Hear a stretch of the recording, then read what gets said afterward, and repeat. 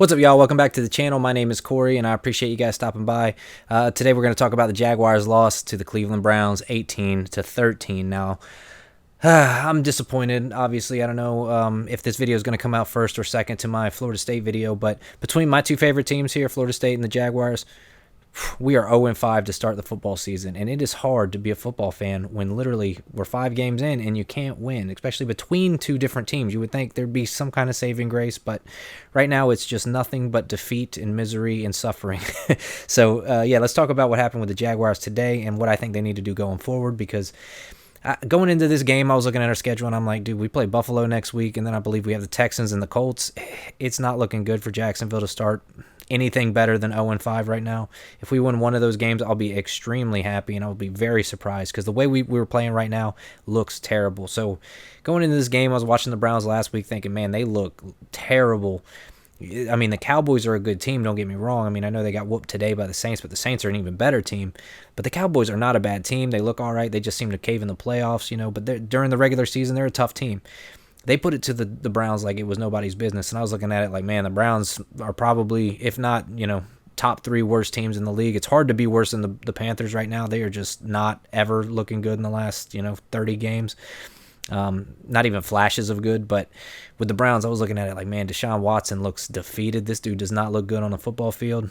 Might be our chance. I mean, he's athletic. I know he can run. He can make some throws, but I was just thinking, I'm like, man, other than Amari Cooper, I'm not worried. I think we can come out and do this. Our defense has been playing good. Our offense looks good if we can change the game plan. And admittedly, last week, I really said it was on the play callers.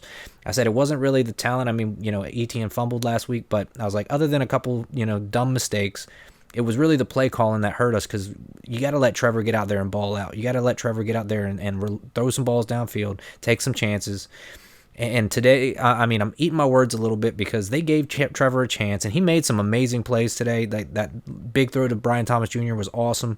Some of his passing was really good. He didn't take nearly as many bad sacks as he did, last week, especially in the scheme of how many passes he had. But realistically, we're still not quite there with Trevor. So, Trevor again today, stats 14 of 30, 220, no touchdowns, no interceptions. Travis Etienne, though, 13 carries, 52 yards, not bad. Trevor Lawrence had his longest run of his season. I want to say it was 30-something yards. Not bad as well. That's awesome to see from him, because he's not a huge runner. Normally he gets the first down. He had way open space, and he's getting better about just tucking the ball and going, which I'm happy about. And Dearness Johnson had a couple big runs. So the run game did not look bad today, and same with the pass game. I mean, Brian Thomas Jr., this is what we got him for, right? 2 catches, 94 yards, and then Brandon Strange, 3 catches, 65 yards. Gabe Davis, 3 catches, 43 yards. So, some people are not happy with Evan Ingram getting an injury in the pregame. That happens. It's still, again, it's a bad sign. I felt like bad energy at that point. I was like, Evan Ingram, one of my favorite players of last year, getting hurt in warm-ups is not a good sign for this game. But again, it happens. That stuff happens all the time for a bunch of different teams. I wasn't that worried about it. And Brendan Strays is pretty good. Same with Luke Farrell. Those are pretty good tight ends too. They're not big name tight ends, but they have that Dallas Goedert, Mike Gesicki type of play ability when they're actually on the field. So I wasn't too worried about that. And Brendan Strange actually came up and played pretty well. So props to those guys for stepping up a little bit, but it just wasn't enough. We couldn't seem to get into the end zone enough, especially, I mean, we had a couple drives. We ended up down in our red zone, just couldn't make anything out of it, and we had some opportunities. There was moments where I really felt like, I was like, man, the Browns are trying to give us this game. They had a couple different penalties that sent them back, way back, out of field goal range, and then they punted down to the 1-yard line. There was moments of man, we got this, and then it's almost like it was dangled in front of us and taken away. It was just sad to watch. But, thinking about it, I'm like, okay, they gave Trevor 30 passes this time. We had more plays. We still started off real slow at the beginning of the game. I want to say by the time they had 16 or 20 plays for the Browns, we had 10, or still maybe even in single digits. So, it's tough to get something going when the whole first half you have 16 yards passing. You know what I mean? You got to get something going bigger than that. It just wasn't a good first half. And, we still made some plays. We still had a few flashes of okay, so there's some stuff here that we can work on. But it didn't seem like we could get in a rhythm. Again, Christian Kirk, non-existent. I mean, I like Christian Kirk, but I'm starting to lose faith in him entirely. I mean, we're only 2 games into the season, but Christian Kirk used to be one of the most reliable people on the field. He had speed, but to be honest, right now, I miss Marvin Jones. I miss Marvin Jones a lot, man. Like, that dude was a playmaker. Calvin Ridley, he's doing some stuff in Tennessee, but I mean, I personally miss Marvin Jones more than anybody right now. So it's just one of those things that I'm like, it is what it is, kind of. You got to move past it. You can't let it stop you. Again, Gabe Davis, I'm happy with his production so far. New to the team, he's doing really well. That's the weird part. It's like our 2 newest receivers are the ones right now that are out there balling out. The guys that don't have any chemistry really on the team yet. Like, these are guys that have been on other teams. Brian Thomas is brand new to the league. And both of those guys right now are the 2 best receivers we got. And they're making, consistent good plays, keeping us kind of moving forward on offense right now. So props to them. I'm happy about those pickups. Brian Thomas is looking real good. He had that great catch. He also had a drop, but again, people drop passes. I'm not like saying you got to be 100% consistent every time in the game, but like somebody like Christian Kirk, man, he had a 30-yard catch, looked good, and then dropped like 2 big passes that were easy passes for him. Really got to figure that out. And then this week, like 1 target or 2 targets or something. Like, he had the 1 touchdown catch that got called off, but I mean, you got to do something more than that, man. You got to come back and make another one. You got to make another play.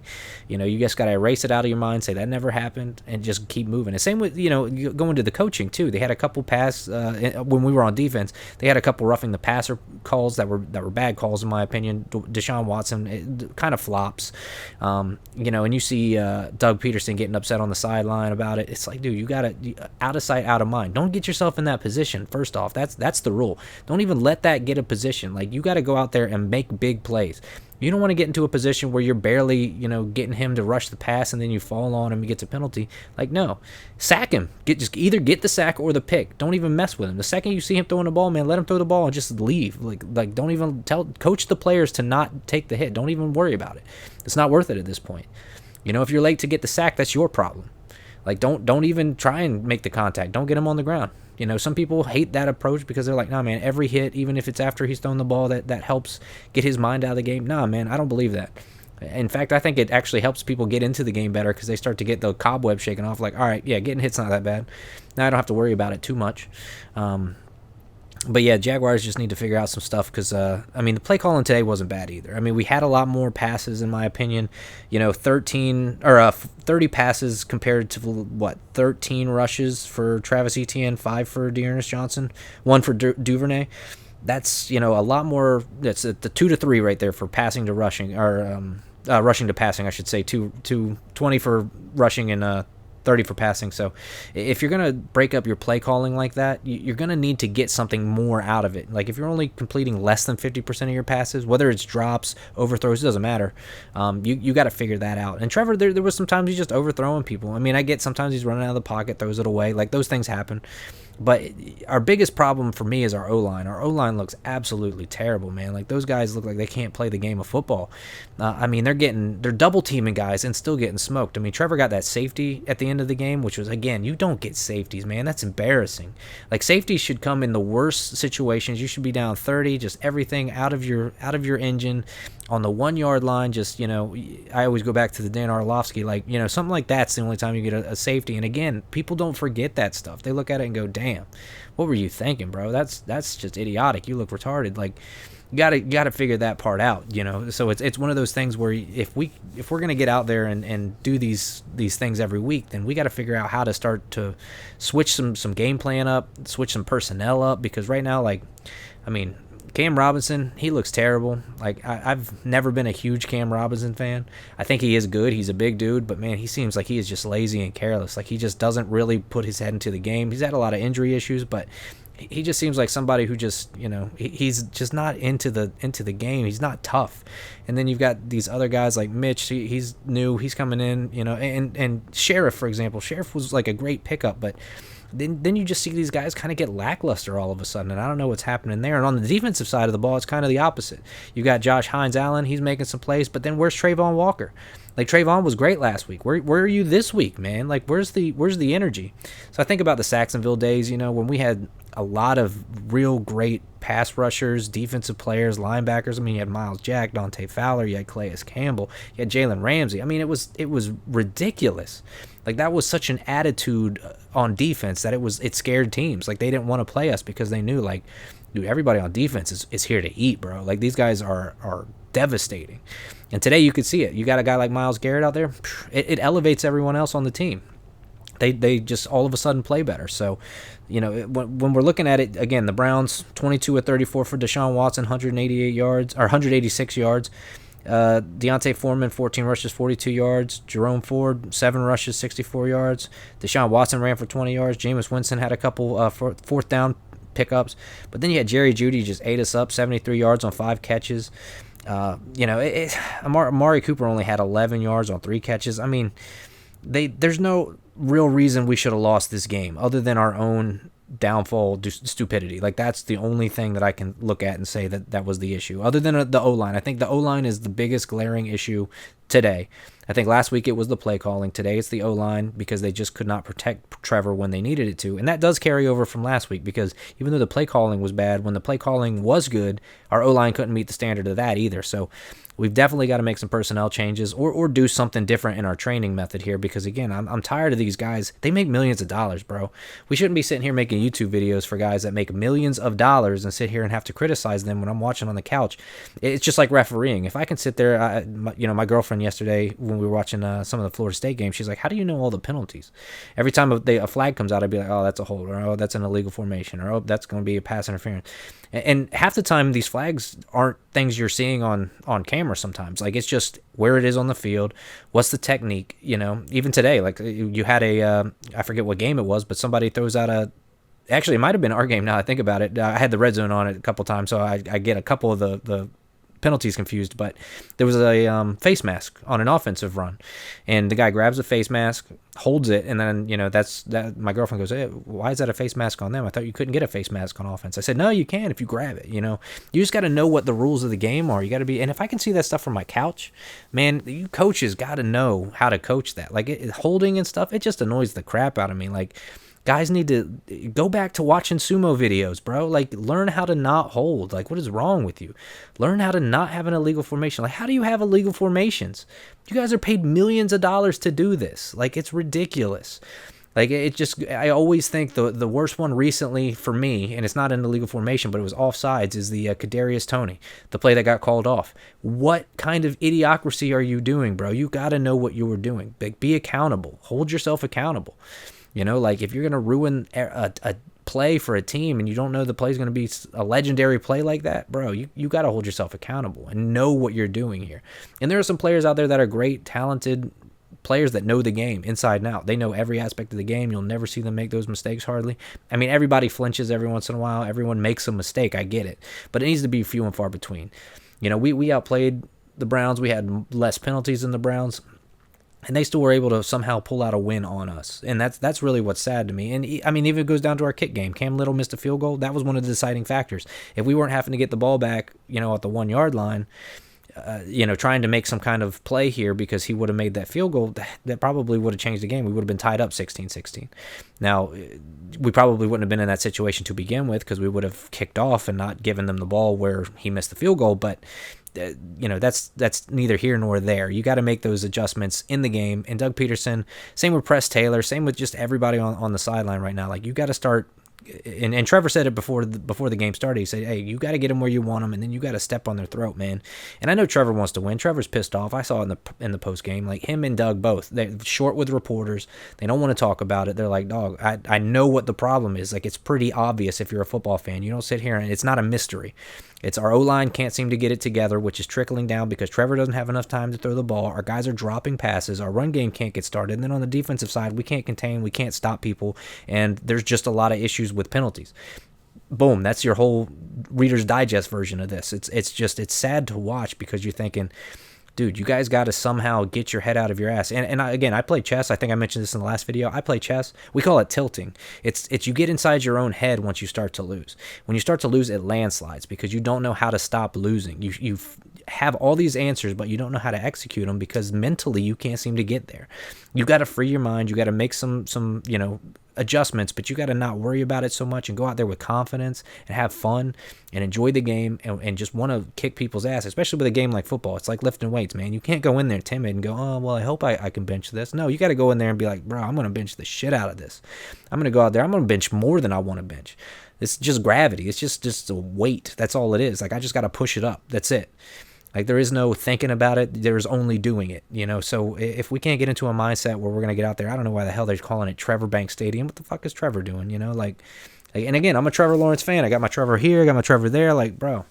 So it's like you got to be the leader right now, Trev. You are like, the fact you were getting outplayed by people like C.J. Stroud and all these other quarterbacks that are awesome quarterbacks right now, but they're not nearly as gifted as you are with the things you have, man. You're tall, you have a big arm, you have a great receiving core around you, like you have good coaches, you have a city that is dedicated to you, like you have an amazing structure here, man. You should be loving it. And I know he does. He's on TV commercials, he's enjoying it, but you can tell he's even pissed off because he's like, bro, I can only do so much. I mean, I'm the quarterback. Now, if he was out there throwing pick, that would be a different story.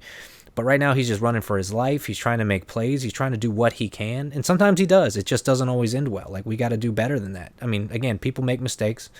But for every one mistake Trevor makes, he's making 3 or 4 good passes, good plays. But, other guys are making those mistakes after that.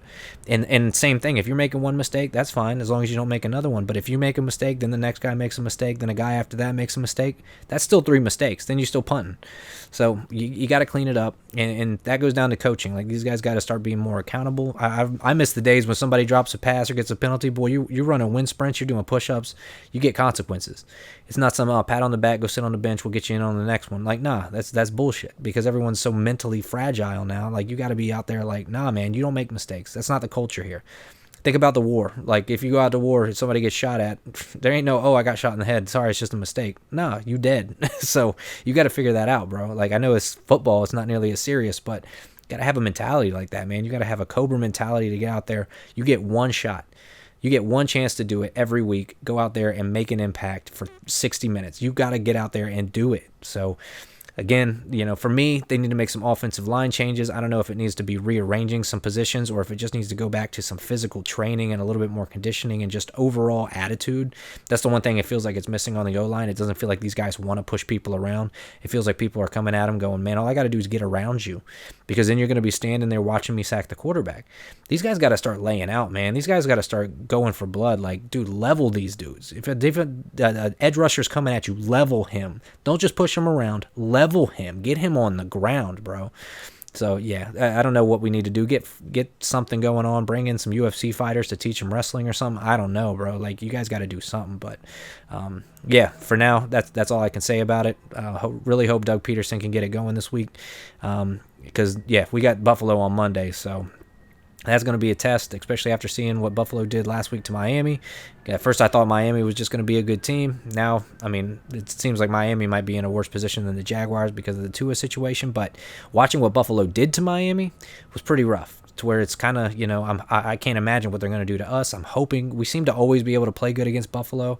We seem to be one of those teams like we're their kryptonite for some reason. So maybe this will be our bounce back game, which would be very, very, very awesome to me. I'd be very happy about that. So, we'll see. Otherwise, I'm intimidated. I'm scared to see what Josh Allen and some of these guys are going to do to us.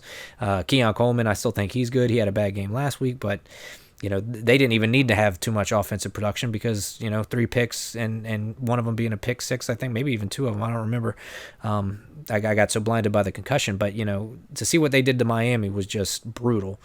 And we lost to the Browns. So, it's a tale of two different stories there. So we'll see what happens, because I'm nervous, put it that way. I'm very nervous. And, we might end up still being here in a couple weeks talking about, okay, we're 0-5, 0-6. How do we get a couple wins out of this season and move on? And, maybe we just adjust. I don't know. Maybe I'll have to just become a Tampa Bay fan for the rest of the season and still watch my Jags, but I'll just root for a different team so that I can feel something for a little while. I don't know. You look at Baker Mayfield, man, that kid wants to play some football. So hopefully Trevor could take a couple lessons and figure something out and stop doing TV commercials for 5 minutes and, smack around a few players in the locker room and tell them, dude, get your head in the game, because right now we look like shit. We're 0-2.